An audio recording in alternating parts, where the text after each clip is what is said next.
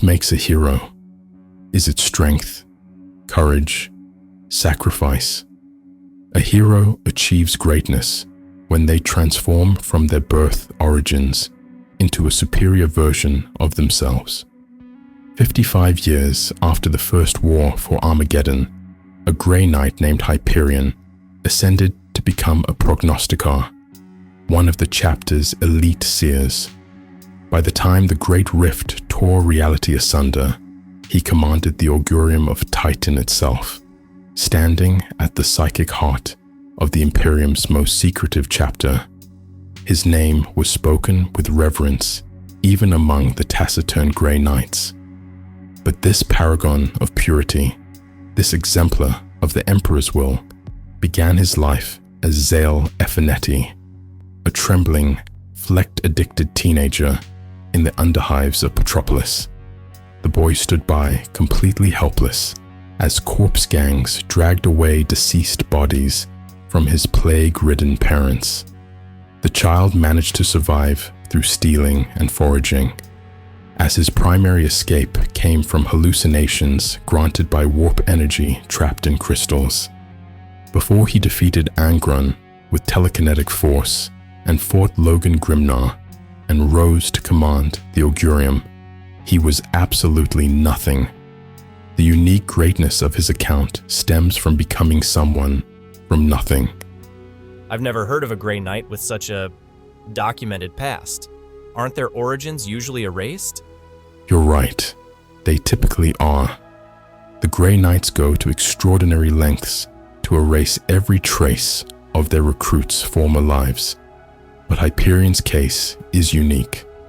The complete records about Zale Efinetti's background are accessible because he served Inquisitor Gideon Ravenor prior to joining the Grey Knights.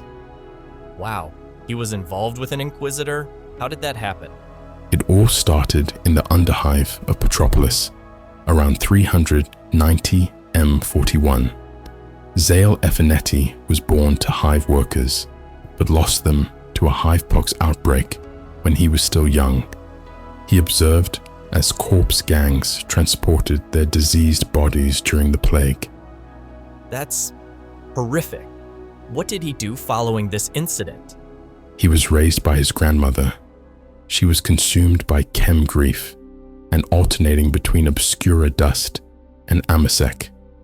At age 11, Zale witnessed his grandmother die after overdosing on the new drug flex, leaving him without any family support.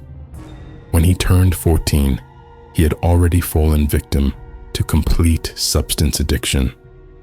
Flex? I've never heard of that.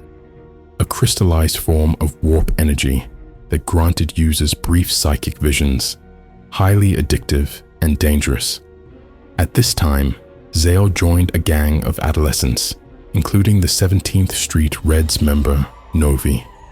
They got by doing small-scale theft and finding whatever they could to scavenge. It sounds like he was on a path to self-destruction. What changed? Everything changed in 404 M41 when Inquisitor Gideon Ravenor came to Eustace Majoris investigating the Fleck trade. His psychic abilities revealed themselves for the first time while helping investigate under Inquisitor Gideon Ravenor. Wait, so the drugs actually awakened his psychic powers? In a way, yes. Though at first, he appeared to be nothing more than a psychic mirror, capable only of reflecting others' powers. But Ravenor's team noticed peculiarities: reality distortion around intense emotions, spontaneous ignition of flecked crystals in his proximity, and premonitive dreams about silver giants. Silver giants? Were those the Grey Knights? Perceptive as ever. The pivotal moment occurred when Zale faced the demon prince Slight on the planet 56 Izar. During the banishment of the demon, Zale used Ravenor's complete telepathic abilities, but this resulted in both individuals falling into an extended coma. That's incredible. So that's when the Grey Knights noticed him? Exactly. This display caught the attention of Ordo Malleus observers who marked him for Grey Knight recruitment. Extraordinary measures became necessary because Zale required treatment for Flecht contamination. What kind of measures? 6 months of chemosynaptic scrubbing to purge Flecht residues, surgical implantation of side dampeners in his hippocampus, and finally, the 666th ritual of detestation, reforging his addiction pathways into resistance against cornate blood rage. Only 23% of Zale's fundamental personality remained after the procedure. So Hyperion isn't really Zale anymore? Not entirely. The ritual preserved his basic qualities, which included stubborn perseverance and ability to make sacrifices. The newly minted Hyperion retained no conscious memory of Petropolis, though he suffered from recurring nightmares about prismatic light. Hyperion's unique psychic profile set him apart. He possessed the ability to mirror other psychic abilities temporarily without being affected while experiencing chronosynesthesia, which let him perceive time as layered structures to achieve combat-related precognition by milliseconds. Those sound like incredible advantages for a warrior. They were, but they nearly caused his rejection from the prognosticars due to concerns about his atypical neural architecture. Grandmaster Joros made a case to the council about Hyperion's capability to combat demonic threats. And I'm guessing he proved Joros right? Indeed. Hyperion's defining moment came during the First War for Armageddon in 444.M41. Before fighting in battle, Hyperion contacted Inquisitor Annika Jarlsdottir to learn about his origins, since he suspected he might not survive. Did she tell him? She provided rare insights into his past, a luxury few Grey Knights ever receive. Angron and his World Eaters were the next challenge to face him. When Hyperion's battle brother Malkadil was grievously wounded by the demon Primarch, Hyperion intervened. This is when he broke Angron's blade, right? Exactly. Through the complete expression of his psychic abilities, he stopped the descending blade in place before breaking it into pieces. The intense strain resulting from this action led to irreversible neurological damage, which left him unconscious. An emergency stasis treatment had to save his life. But he survived? He did, and his sacrifice provided the crucial opening that allowed the Grey Knights to banish Angron back to the warp. The Space Wolves, who witnessed it, bestowed upon him the honorific Bladebreaker. After 4 months of recovery, Hyperion awoke to find himself the only member of Squad Castian who had not fallen. Both Galesso and Dumenedon had met their end, while Enceladus and Malkadil survived with serious wounds. It sounds like a heavy burden to bear. What happened after he recovered? He was immediately thrust into what history calls the Months of Shame, a devastating conflict between the Inquisition and the Space Wolves following the First War for Armageddon. I've heard whispers about that. The civilians who experience demon sightings seem to occupy center stage in this event. Precisely. Hyperion participated in the purges of Armageddon's population. Anyone who had witnessed the demonic incursion was either executed or sent to labor camps. The Space Wolves objected vehemently. And how was Hyperion involved? He witnessed firsthand as Logan Grimnar cut down Grey Knight's Grandmaster Joros, the very man who had championed Hyperion's acceptance into the prognosticars. The conflict between Inquisition forces and Space Wolves reached its peak when the Inquisition surrounded all of Fenris to besiege it. How did it end? In a final confrontation aboard the inquisitorial flagship Coral's Hope, After Grimnar killed Lord Inquisitor Kisneros, Hyperion engaged the Great Wolf in single combat.